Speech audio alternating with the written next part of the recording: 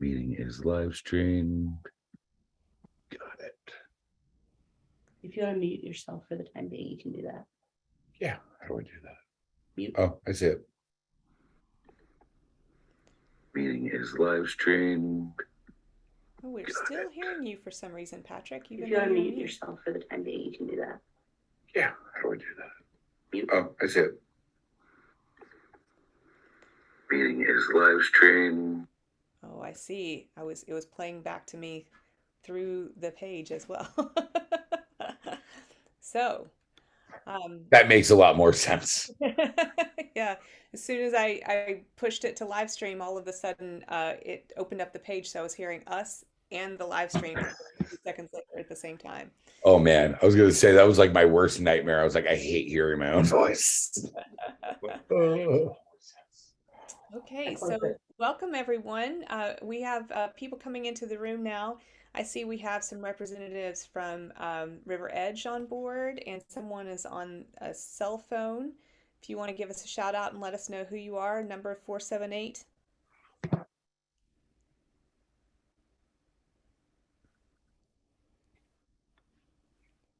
Might be someone who's also on video who's just using the cell phone as well. We also have Maria. It's Greta using her phone as the to talk or whatever. It's Greta. Yeah, I just remembered she likes to do that. Hi, Jessica. Are Hi. you coming on soon? Hey. I'm assuming that I know Tamika was just on here. Tamika's on here. Okay, fantastic. If you had some other River Edge folks with you. I'm actually out of town, so everybody's kind of like zooming in from different areas. Greta, have you heard from the other two?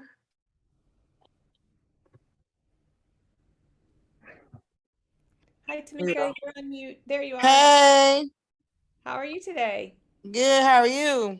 Good, good. We're just coming in. I want to introduce you to some folks who are on the call. Well, especially Maria Pinkleton, who works at the Georgia Council on Developmental Disabilities and is the person that I report to. Say hi. Hello. I love your glasses, Maria. Thank you. Tamika, since you're our first storyteller who's here tonight, I mean, Patrick also is a storyteller of sorts, in that he worked very closely with Crawford to make his story happen. We'd love to hear from you.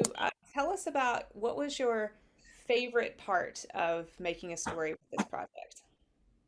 Being able to tell my story. And what was the hardest part? I don't think it was me. Oh, that's so nice to hear. Nothing was hard. No. So as I mentioned, Patrick was a part of the show as well. He came through citizen advocacy and is paired up with Crawford the other night. Patrick, will you tell us a little bit about the process of making the film? Sure. Yeah. No. God, it was really rewarding. Basically, working with Crawford. Crawford's a very he's a verbose person. He's interesting and vibrant, and because of the way his brain operates, he had a little bit of a hard time. He is naturally a storyteller. The problem is that sometimes those stories go in circles. And so it was really rewarding to be able to kind of help guide him through that process. And I'm really honored that you all asked me to do it. And I think it kind of was a team effort, but we all made it happen. Yeah. And you weren't able to be with us for the night of the show, which means you're going to get to see it this evening. Yeah, this is my first time I get to watch it. I'm really, really excited about it because I missed it for a very good reason. I got married on the 10th and I was on my honeymoon. That's fantastic. Yeah. So will you kind of tell us what it's like to be a citizen advocate, how you got involved in that, and what that looks like when you're not making a film together with Crawford? Sure. Yeah. No. What's really cool about it is, I'm fairly new to Macon, to Middle Georgia in general, and it's something I'm very passionate about. And because of that, I linked up with Antonio over there at Citizen Advocacy here in Macon, and he was like, we kind of gravitated towards one another, and he approached me kind of just to see if I could. Initially, it was more in like the capacity of like, hey, maybe we'll do a fundraiser and you can do comedy at the fundraiser or something like that. I was like, yeah, no, but how can I be like directly involved, like work with somebody? And he was like, oh, I've got the perfect person for you. And he linked me up with Crawford, and that's kind of how that worked. And it's been so rewarding. And one of my really good buddies, Disto Moore, he does the same thing, and we're both kind of very involved in the community, and we're both people that really want to, we want to put that good karma out into the world and help people out. But it's not about us. It's about, giving a voice to someone who might not always have their voice heard the way it should be. So what's something that you might do on another occasion when you're hanging out with Crawford? What might y'all go do together? Usually we just kind of hang out and talk. He wants to catch me up in his life. One thing though is that he's come to a few of my, so I run a comedy open mic. There's actually one immediately after this that I have to go to. But I run in addition to a couple shows, I run a comedy open mic. And because it's an open mic, anybody can get up there. And so I encouraged him and Antonio for Crawford to come up and give it a shot. And, it was a good challenge. And honestly, like, he did about as well as it could be expected. But the bravery of actually just getting up there and getting on the mic for the first time, that's tough. And so watching him overcome that is so rewarding. And actually, now that I'm back from the wedding season, I'm excited that I get to spend a little more time with Crawford. Thank you so much for giving us a little bit more of a picture of what that looks like. By the way, you have a fan who's watching our YouTube. She says, yay, Patrick, giving a voice to those who don't have one is so good. Aw. Nancy Rogers. So, hey, oh, that's my mother-in-law. Oh, wonderful. So let's kick it over to Greta, if you don't mind, to come on camera and tell us a little bit about what it was like to have, I think, 3 River Edge clients involved in the project, and why y'all wanted to be involved.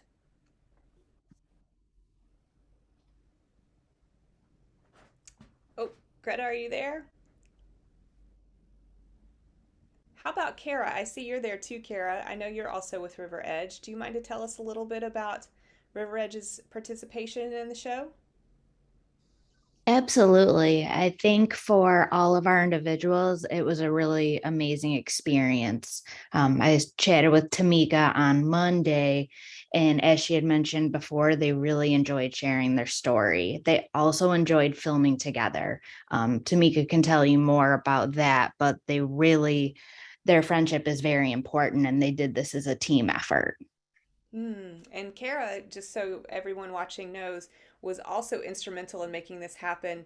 She very patiently went with us all day long when we were at River Edge, navigating the very interesting maze of hallways there and getting us from one filming appointment to the other, and even having to fend off some staff so we could use their staff break room for stage a date. So we really, really appreciate your participation, Kara. Absolutely. Anything for our individuals that we can do to help share their story. Yeah. So I'm curious, anyone on the call that wants to weigh in, what do you find the most important thing about storytelling? Like, why should we do it? I mean, honestly, the human condition is a shared experience. And every single person you run into, we're all the main character of our own story. But the thing is that it's literally everyone is the main character of their own story. And there's so many out there that, I mean, being able to, that's kind of what gives life meaning, is experiencing that. And when somebody can kind of give you a sneak peek into their human condition, into their experience, it's a gift. And I think it's a wonderful gift. Thank you for that, Patrick. How about you, Tamika? Why do you think storytelling is important? Because everybody's story should be told and need to be told. Some people don't know how to express themselves or tell their story. So people like me and other people that can help tell their story or what's going on out here that can help them better them in their situations. Yeah. And this is the second version of the storytelling project you've been involved with, Tamika, right? Yes, ma'am. Can you tell us a little bit about what you did last year? I was a show marshal. And what did that look like? How did you participate as a show marshal? I was able to tell a little bit about myself, but this time I got to tell all of it. Yeah. Last year you were sort of the hostess with the mostess, helping us bring a warm and welcoming experience to the audience. And we had such an interesting experience when we were there in Macon, right? We had the rain came up on us really super fast, and we were in the parking lot. And we were getting ready, like we had a band going, and then all of a sudden I noticed that the tech person and another producer were like looking at their phones and looking at each other and then looking behind my head. They were going back and forth, looking. And finally I turned around and looked, and this giant wall of dark gray cloud was not predicted at all, right? No. So we had to scramble and move the whole show inside. But we were so grateful because we were right there at the theater, and it was easy to move from the parking lot inside, which is also why we chose the venue we were at this year there in Macon. We were able to be out in that beautiful, beautiful courtyard, and we were so blessed with good weather. But if we'd had to move inside, it would have been easy to do. Yeah. Maria, I wonder if you wouldn't mind to share with us your thoughts about why the GCDD is invested in storytelling in this way, and what you as an organization get out of it. Well, to try to get the long story into like a little snippet, GCDD started their search for stories back in 2017 was when we got the idea. Our then public policy team lead of Dawn Alford, she really understood the value of individual people's stories when it came to our advocacy days, going to the Capitol, talking about Medicaid waivers and equitable career options and transportation and housing and healthcare. And so she created this sheet of paper that basically said, this is my name, this is my address, this is why I want to talk to you, as a quick leave behind for people with their to leave behind with their legislators. And then we realized, hey, if we could collect stories from all around the state, we could really impress upon legislators that don't know that there may be someone with an intellectual or developmental disability in their district. Hey, there actually is. And so Shannon was a part of that first team that traveled across the state. That was a logistics. I don't even know how it was done. I was amazed by it. But they traveled the entire state. Sorry about the siren. They traveled the entire state and collected stories from every Senate district in the state of Georgia, stories and photographs that were bound into a book. And we were so impressed and in love with it. And we had several people that sit under the Gold Dome, several senators said, this is amazing. This is so eye-opening. I had no idea this person lived in my district. I had no idea this project was going on. And so that first year collection of stories has become 2 seasons of a podcast. It's become the book, as I said before, that was distributed to everyone that sits under the Gold Dome. It's become now this 2 treasure maps. It's become the docu-film 6,000 Waiting. And, next step is the Cow Tipping Press event. And so it's really built the capacity for a lot of people in the state of Georgia, to Tamika's point, to just be able to tell their story, right? To have Right. someone listening. And so it's the ability to be confident in what you have to say, right? And then there's Right. as a regular person walking down the street, hanging out with friends or whatever, advocating for yourself when it comes to work and other Right. places. But then even on a different level, it is people going to our state capitol and telling their legislators, I'm here, see me, know that I'm not the only person like me in our community, Yeah. listen and understand what we need. And so this has been a great opportunity. And as Shannon may not have shared with you, there are other councils. There's a council in every state in our country. Other councils have called upon us to share with them how we got this started and how can they do it and how did they get budget for it. And so very happy that this has been something that is growing. It's becoming more than that sheet of paper that we started out with. So I am always amazed and so pleased to meet people that are a part of the project, and so glad to be here tonight to see the film. Maria, thank you so much for being here, and thank you for helping us learn that history of where the GCDD Storytelling Project came from and where it's going. Before we let you off the hook, if you don't mind, I know since you were just talking about advocacy and how that was sort of the driving agenda behind this work for a long time, you all just had a candidate forum with a lot of the major players who were on the ballot for this fall.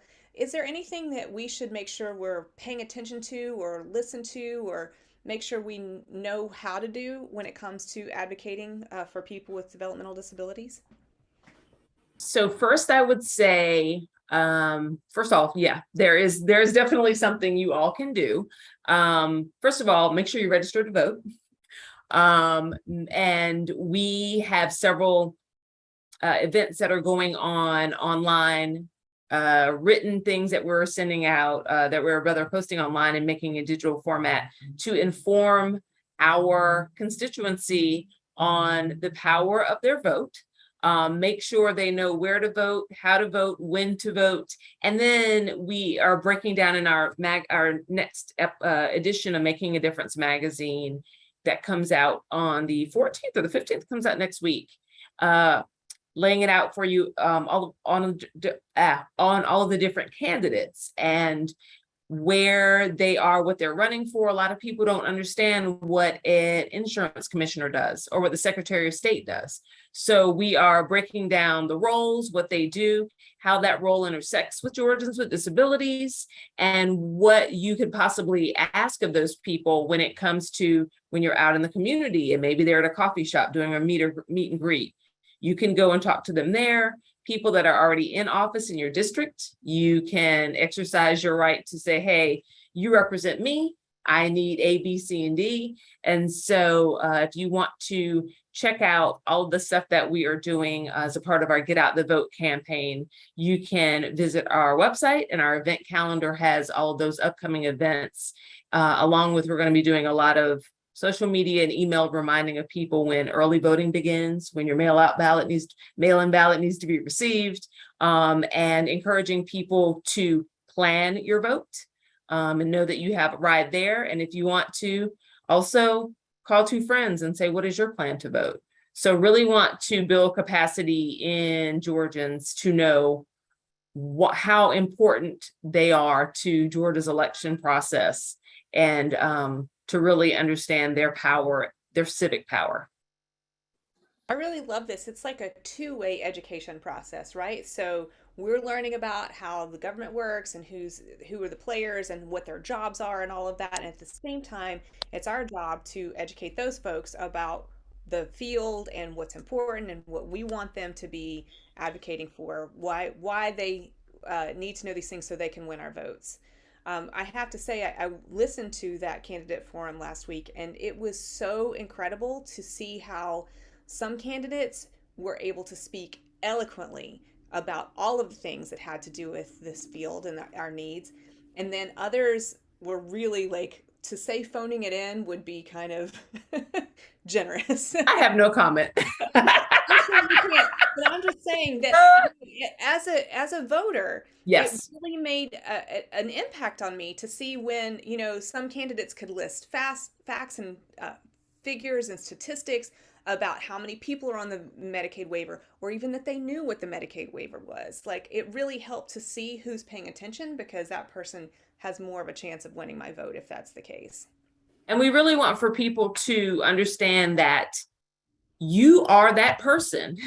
In Macon, you are one of those people who can go to mayors and city council people and state level and federal level leaders and say, hey, this is what you need to know about. When this bill comes to your desk, when you need to sign off on this, this is how it impacts me. So it's really up to us, not in the election season, in the off season, to continue to be educating the people that are in office on our population in the community. And so, yeah, I love the fact that you said it was a two-way education process. It definitely is that. Mm-hmm, for sure. So we've had a few more comments come in on the YouTube. Patrick's wife is out there. His new wife, who he just got married to, is commenting that she's so proud of you, Patrick, and that she also thinks Crawford is great, and we're proud to be his friend. We're missing you tonight, Crawford, if you go back and watch this video. And then Nancy mentioned that she had an opportunity to be in an advocacy group for her uncle, who apparently was a person who had a disability. That is true.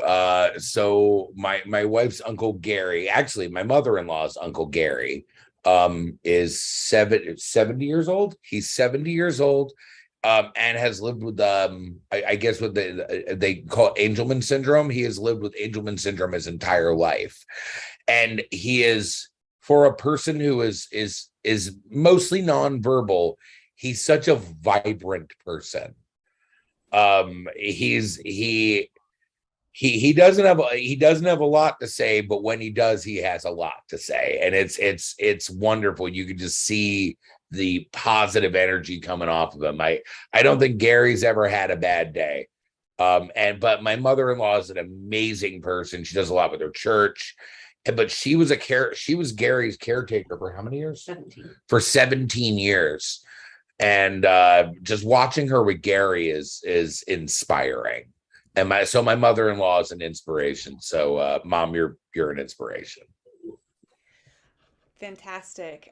So that's actually one of the structures that I've learned about through doing the GCDD storytelling project, is that sometimes an individual will have a micro board, which is a small group of people who sign on to help sort of steward and caretake their lives. And that may have been the kind of advocacy group she's talking about, but it's a really important and crucial way to support people with developmental disabilities, especially as they're aging. So we have just a few more minutes until we switch over to the video, which is going to start at 7. Any closing thoughts from anyone on here that you'd like to offer in terms of storytelling or the GCDD or storytelling project? What are our thoughts as we move over to getting out the popcorn and popping our feet up and enjoying this thing that you work so hard to help make?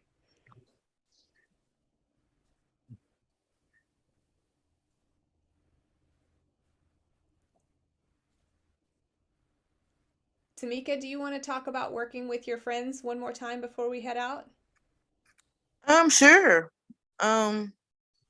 It was a great experience working with them and helping them to be able to tell their story as well, and what was important to them, and for people to see that love is for everybody and how it just blossom, and it's going to be amazing. It was amazing. Yeah. Can you remind me, what is the name of the little advisory group that you all have created, the board where you all work together? It's called Inspirational Leaders. Has Inspirational Leaders done anything lately? You're getting ready to plan? We are right now. We are in a Zoom meeting talking about voting. We're working on that. So we got our last meeting in November, on November 1st. So. Oh, I just saw Nandy's coming on board. Hey, Nandy. Hey. We have just a couple minutes before the film starts. Do you want to tell everybody about what it was like for you to film? I'm so glad I moved into my new house.